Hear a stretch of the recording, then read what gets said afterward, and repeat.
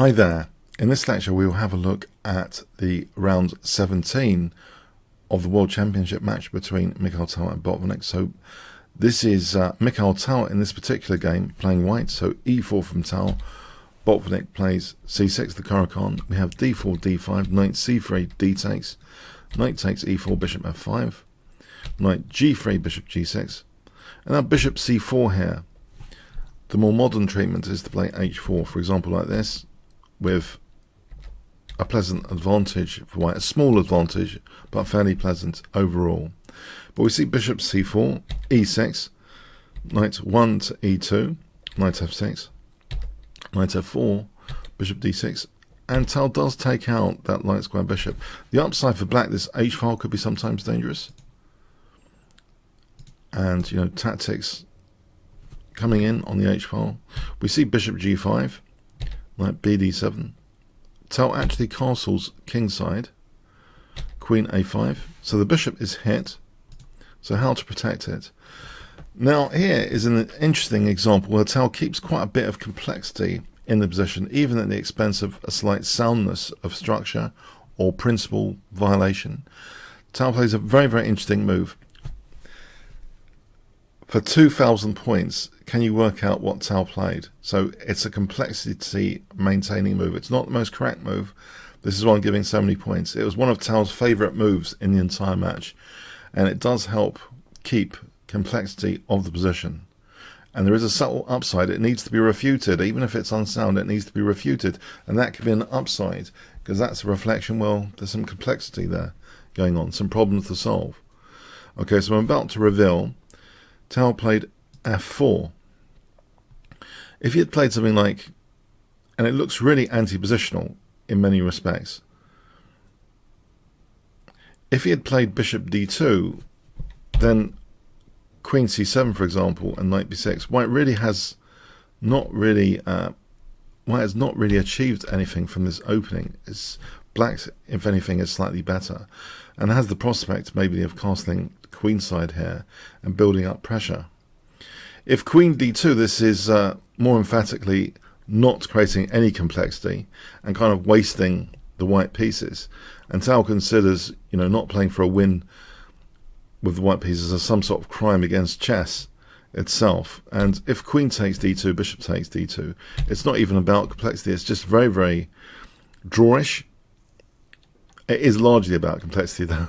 It's very, very drawish. The queens have come off. The potential for blundering is not there. The potential for setting any problems in the first place for the opponent to blunder is not really there.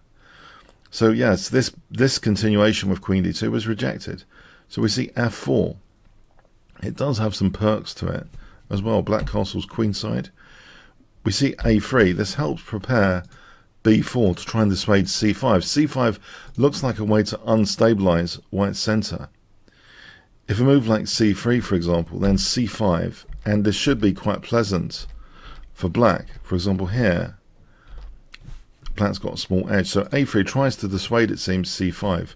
We see queen c7. So that's the first kind of issue to face. If c5, there is actually a dynamic move here behind the scenes which could have been played. If this c5 was played here, it looks kind of logical to show that the center is kind of wobbly. So what would you play in this position for 50 points? Okay. b4. If c takes, a takes, white does get a bit of dynamic play here. That semi-open file, the kings are living on the queen side, so opening roads up to the pawns is generally a good idea. And even c3, this is going to be quite dangerous for black. These roads open to the king. There's going to be, it's at least a dynamic equality through repetition, because if black dares do something else in this fictional scenario, say knight takes f4, then bishop f3 as an example, and just crashing through. So yeah, there's a very interesting dynamic equality. So queen c7 was chosen, not c5, and now b4 does seem to just prevent c5 essentially, or dissuade it at least. It is actually still, you know, potentially possible to play c5, but it wasn't indulged in. Here we see, rather using the d5 square, knight b6 was played. If rook d e8, this is another interesting alternative with knight fd5. and say this situation with f6, it's these tactics do seem to be basically in black's favour. Black does have this h-file and pressure on the diagonal here, so it does really seem to be in black's favour. But knight b6 was played instead of rook d e8, so that would have unpinned and made that, you know, knight move more lucrative, potentially the knight going to d5, like f to d5. But we see knight b6, the bishop retreats, bishop e7, and here, in fact, there is a very dynamic, super dynamic option. Instead of trying to dismantle on d4, dismantling on f4 was, it seems possible with knight fd5, offering the exchange sack, because if white takes this, queen takes, white has weakened grip, less solid on the dark squares, so there's all sorts of things. So let's say let's say rook f3, knight takes f4. Black tends to be in the driving seat here. That restricts the knight for a bit, and here the queen can even come in, and it gets very dangerous when knight takes h3. So for example, c5, knight takes h3, this is a very, very dynamic play, and black can end up shredding the white king. So that's a very, very dynamic treatment, but kind of irrational, not so much cold logic positional play to sack the exchange like this. But there is a logic to it. It would dismantle white on the dark squares by certain evidence anyway. But by playing bishop e7, this is more polite, and actually Tal secures down some squares with this next move, queen d3. It means that on any knight d5, that the c3 square and e3 square, they're maintained by the queen, and white can maybe play c4 in one go without worrying about a knight being a nuisance. As example, if rook c1, knight fd5, you can see the knights are kind of a nuisance, and if bishop takes, queen takes. If queen e1 is needed, then queen f6, c3, black is doing very well, can even take here, it seems, and get away with it. Live to tell the tale here. Yeah, there's attacking pressure. So, okay, queen d3 helps things considerably. If so, knight d5 was played. The bishops do come off, but under much more favourable, you know, that bishop coming off for the other bishop means that the dark squares are still largely both d4 and f4. They haven't really been an issue, even though that one potentially wasn't because of black's king on the queen side with those tactics. f4 should have perhaps been an issue which was exploitable for a bit of dynamic play, but it wasn't. And now the upsides are showing quite clearly without any exploitable downside here. It seems this is a good bind on black's position. Rook ab1, queen d7, rook bd1, king b8, queen b3, queen c7, and now h4. It seems as though Tal's brewing up attacking prospects. Rook h4, a5, knight c8, queen e3. The position is so much richer with the queens on and the attacking potential. We see knight e7, and now queen e5. Technically, white is actually better now after all that. We see rook h8. If queen takes e5, f takes, this just opens up the f file for rook takes f7. That's going to be great for white. That's just a brilliant position for white. So rook h8, so the rook goes back, and then we see b5. It seems here, although I'm a fan of fawn pawns, you know, a6 could be trying to fawn a pawn, have a goal-hanging pawn. There are some prospects, but because black has this h-file, in this particular scenario, this slower kind of method, sometimes slower, might not be the good recipe to use, actually. For example, here, okay, white gets an advantage in that relation, but black can do better. Let's check this again. Instead of b6, okay, knight f5 is also bad. So it seems at first sight the fawn pawn idea is brilliant. But let's have a look again then. So b6, b5. Okay, here on c takes, queen takes, instead of knight f5, knight c6. If we choose knight c6, there are pressure points on the white position, and it seems that the fawn pawn might be a bit slow. So here, for example, although we've got the fawn pawn, it's difficult to actually kind of use it, and it should be about equal.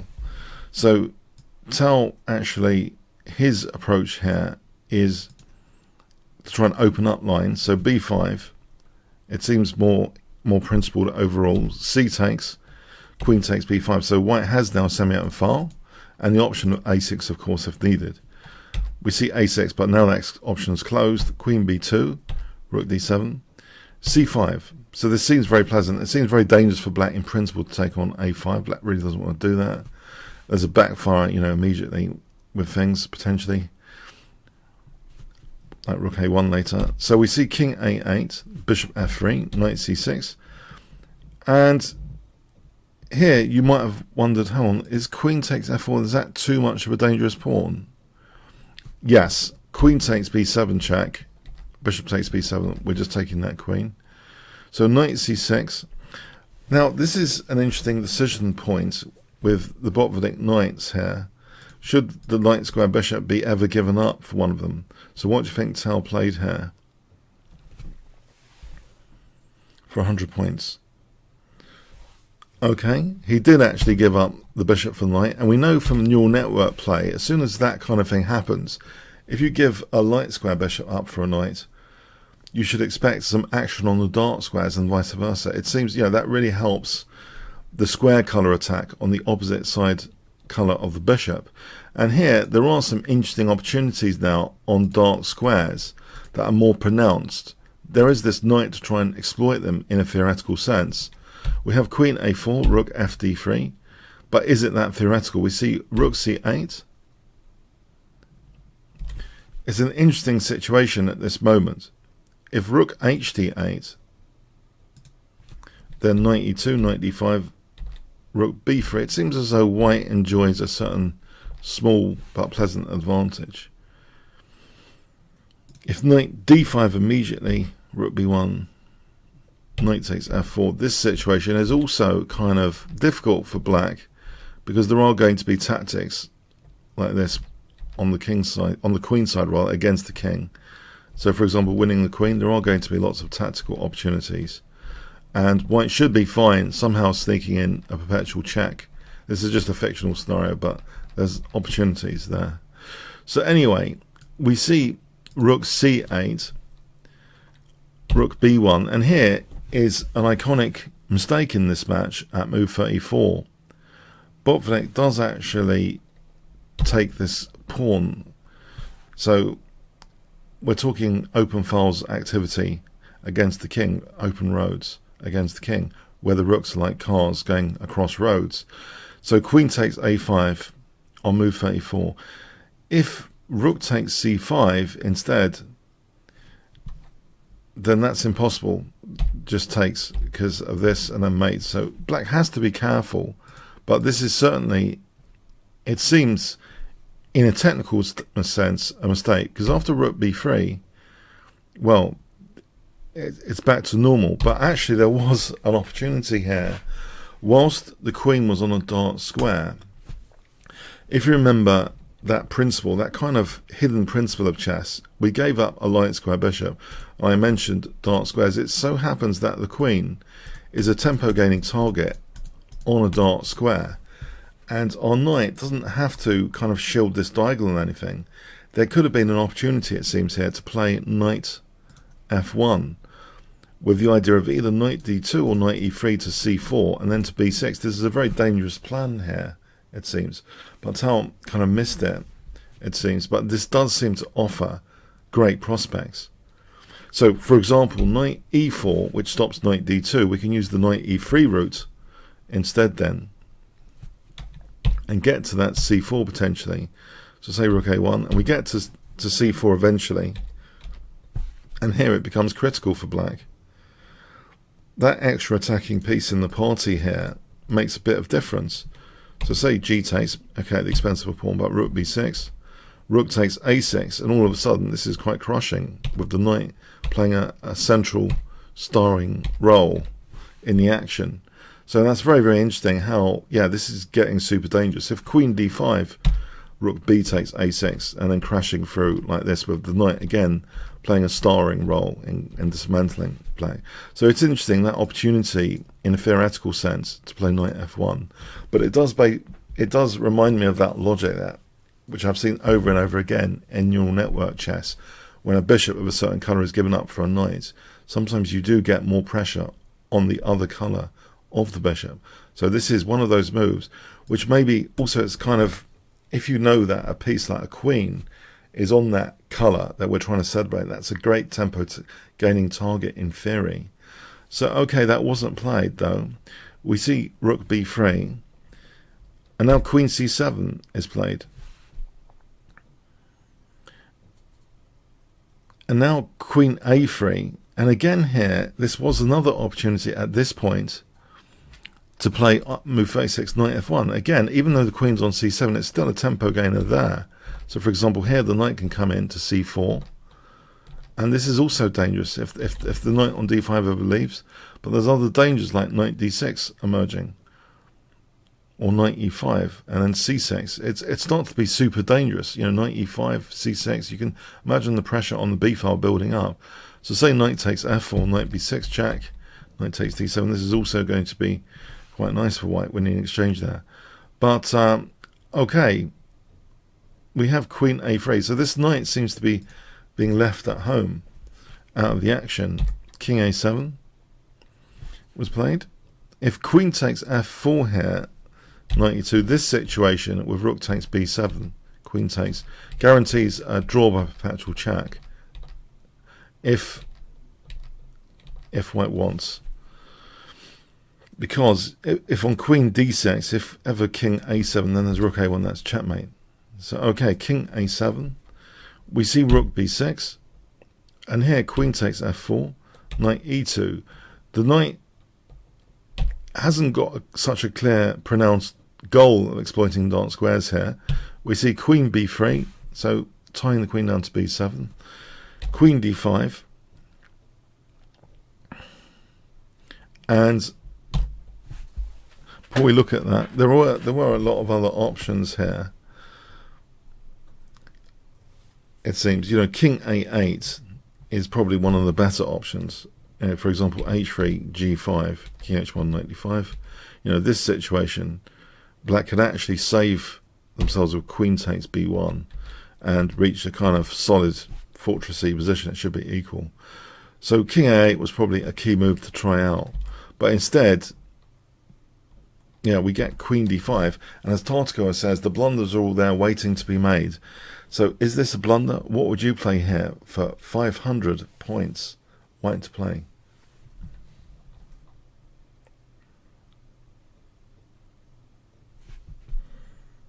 Okay.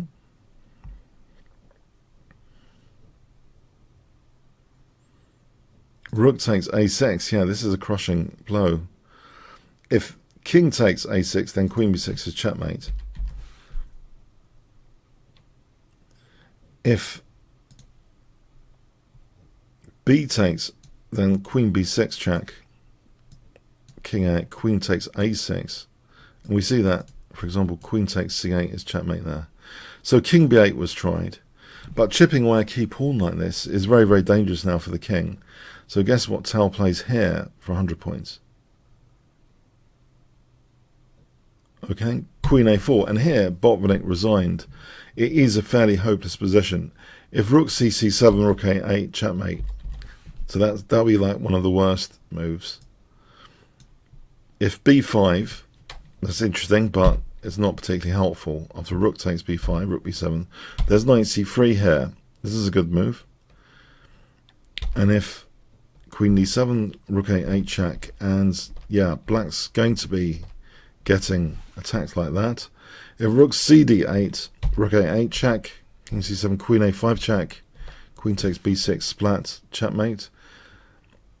If b6, yes, again, the attack breaks through with rook c6 check being useful here. Rook takes c8 check, rook a8 check, queen a5 check, queen a6, rook c8 is checkmate as examples. Knight e4, rook a8 check, queen a5 check. You got start to see the patterns.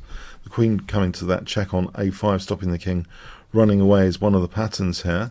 Queen c6, we just take the queen. Yeah. So yeah, it is, if king c7, queen a5 check, stop the king running away. And here's splat mate, or king b8, rook a8, checkmate. So yes, after queen a4, also, you know, So we've seen most of the options, but the most straightforward to lose quickly is this one. But after queen a4, yeah, Botvinnik resigned. So this was a very special game of the match. It showed this kind of refusal to have a position where the queens could have been exchanged off, and Tal would have wasted the white pieces. Instead, he took a kind of controlled risk. Black had to play pretty dynamically, it seems, to try and exploit this f4. So the standout move, which, you know, looks pretty controversial, the standout move of this game and this match, you know, is f4. It's an iconic move for what it represents, setting the opponent problems, even at the expense of certain, you know, positional principles being violated. It keeps the complexity. So that balance between keeping complexity, keeping problems being set for opponents, versus, you know, the adherence to strict positional principles. This balance is in tension for the practical aspects of the competitive struggle. You know, chess is a sport, a will of minds to defeat the opponent, to make them, you know, crack under pressure. So f4 does keep a lot of the complexity of the position, and it works a treat in this game. So I hope you enjoyed that and the philosophies it represents. Thanks so much. Hi there. Thanks for getting to the end of the YouTube video. If you would like to see other Mikhail Tal games, I actually have an amazing course for Mikhail Tal, which is currently at 4.9 with over 400 students. You can check this out from the Kingscrusher TV page. So Chess Strategy and Tactics, Mikhail Tal's amazing games.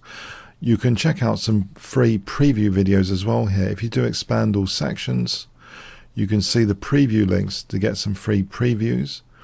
So I hope you do check out this course index and the free previews. So I really had a thrilling time actually checking out Mikhail Tal's games. So yeah, the YouTube video here you saw was just a sample from this course. I hope you check it out. Okay, thanks so much. Oh, by the way, comments, questions, likes, shares, all appreciated. And if you did get to this, you know, part of the video, please do leave some sort of comment like Tal fan. Okay, thanks again.